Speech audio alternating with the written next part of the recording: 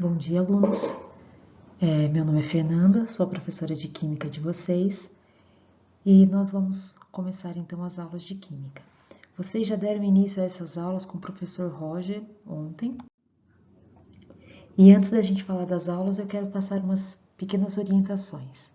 Então, vocês vão seguir os horários que vocês têm de aula.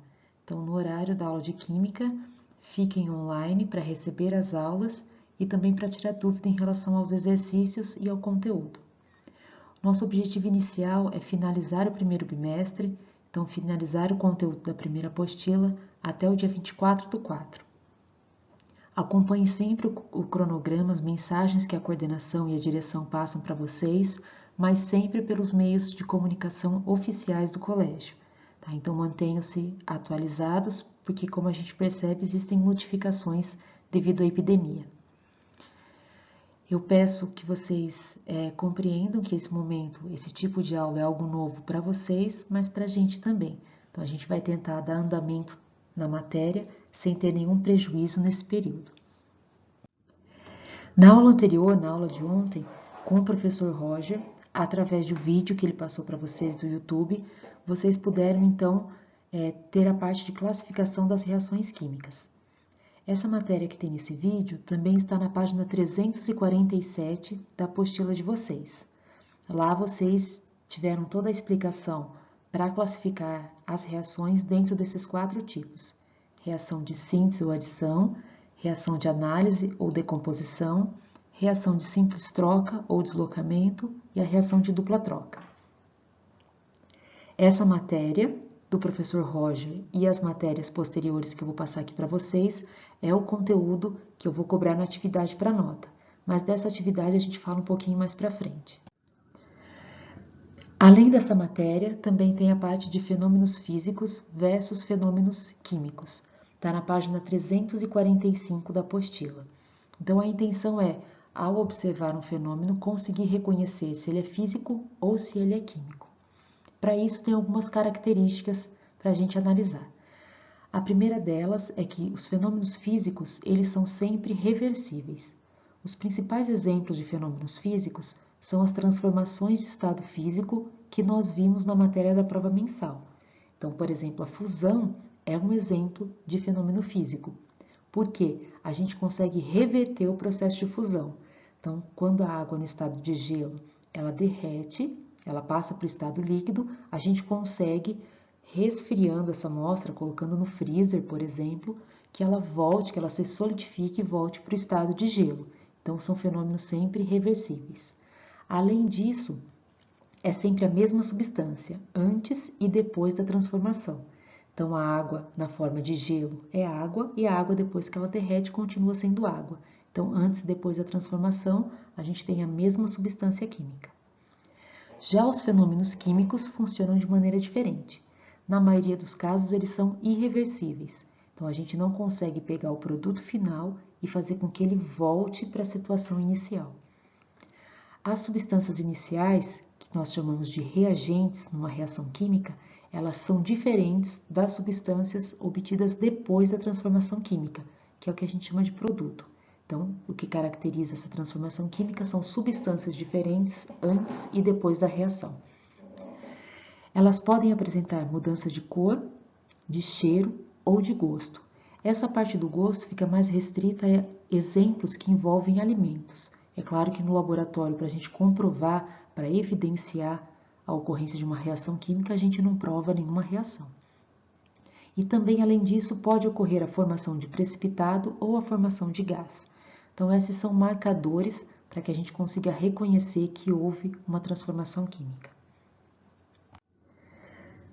Para contemplar essa parte da aula de classificação de reações e também da aula de fenômenos físicos e químicos, eu quero que vocês façam esses 4 exercícios que eu vou corrigir na próxima aula de química. Então, depois que eu encerrar aqui a aula, que vocês assistirem esse vídeo, aí eu quero que vocês façam esses exercícios. Dentro da apostila, vocês podem notar que, mesmo sendo a mesma apostila, a apostila 1, a gente vai mudar um pouquinho de assunto. A gente vai para o mundo microscópico da química. Não é uma matéria difícil, mas como é microscópica, a gente não consegue enxergar, então a gente precisa ter uma imaginação um pouco mais fértil e acreditar nos modelos. A gente vai para a parte de modelos atômicos. Na apostila, essa matéria está na página 361. Eu aconselho vocês que, depois aqui desse resumo sobre os modelos atômicos, que vocês leiam o conteúdo que vocês têm na apostila. Então, aproveite esse material que vocês têm em mãos, que ele traz mais detalhes, então, aí sobre esses modelos. Então, o primeiro modelo atômico, ele surge justamente da curiosidade que o homem tinha em descrever como era feita a matéria. Então, ele começa a se questionar se qualquer material, se a gente fosse dividindo esse material em pequenas partes, qual seria a porção menor de matéria que ainda conservaria as características originais da matéria. E ele descobriu, então, o átomo. Então, átomo significa não divisível. Então, embora a gente saiba que existam partículas menores que compõem o átomo, quando a gente divide um átomo em prótons, nêutrons ou elétrons, ele perde, então, suas características iniciais. Então, átomo é a menor porção que ainda conserva essas características da matéria. Descobrindo, então, a existência desse conceito do átomo, os cientistas passaram a tentar descrever como seria esse átomo. Como não era possível enxergar um átomo, porque ele é muito pequeno, eles obtiveram através de respostas, através de resultados de experimentos, eles foram desenhando como seriam esses átomos. Os primeiros modelos são mais precários, porque as informações que eles tinham na época eram poucas e também os recursos que eles tinham para fazer esses experimentos também eram menores. O primeiro modelo atômico que a gente tem é o modelo de Dalton. Ele é conhecido também como o modelo da bola de bilhar. Então, aí vocês têm a foto de John Dalton e a foto de uma bola de bilhar, que é como é descrito o modelo dele. Então, era um modelo esférico, na forma de uma esfera, e totalmente maciço. Então, ele possuía uma única composição. O próximo modelo é, então, o modelo de Thomson. Thomson continua com a ideia do modelo na forma esférica, assim como era o modelo de Dalton, porém ele descobre que a constituição desse modelo não era uma massa única, não tinha uma única composição. Thomson percebeu que existiam duas partes diferentes, uma parte positiva e uma parte negativa. O que Thomson não conseguiu fazer foi localizar exatamente onde ficavam essas partículas positivas e negativas. Então, dentro do modelo esférico dele, essas partículas, essas cargas, elas ficam totalmente misturadas. O modelo de Thomson também é chamado de modelo de pudim de passas.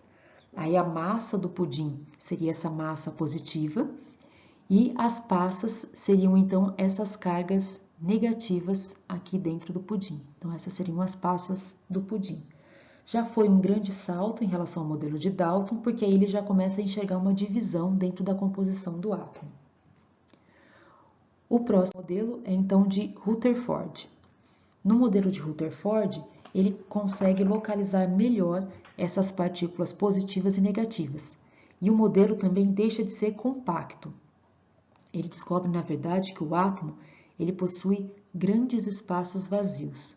Então, aqui, ó, entre as partículas negativas, existe bastante espaço vazio. As partículas negativas, que são conhecidas como elétrons, elas ficam girando ao redor do que é chamado de núcleo. No núcleo ficam, então, concentradas as partículas positivas. Então, as partículas positivas ficam bem juntinhas no centro do átomo e as negativas girando ao redor desse núcleo, como se fossem os planetas girando ao redor do Sol. Por isso que assemelha-se ao modelo planetário. Em seguida, a gente tem então um modelo que nós consideramos o modelo atual, que é o modelo de Bohr. Bohr descobre então a presença dos níveis de energia. Então, ele percebe que a eletrosfera, que é o lugar onde ficam os elétrons, esses elétrons não ficam então de maneira bagunçada, girando ao redor do núcleo. Ele nota que esses elétrons ocupam órbitas com diferentes energias.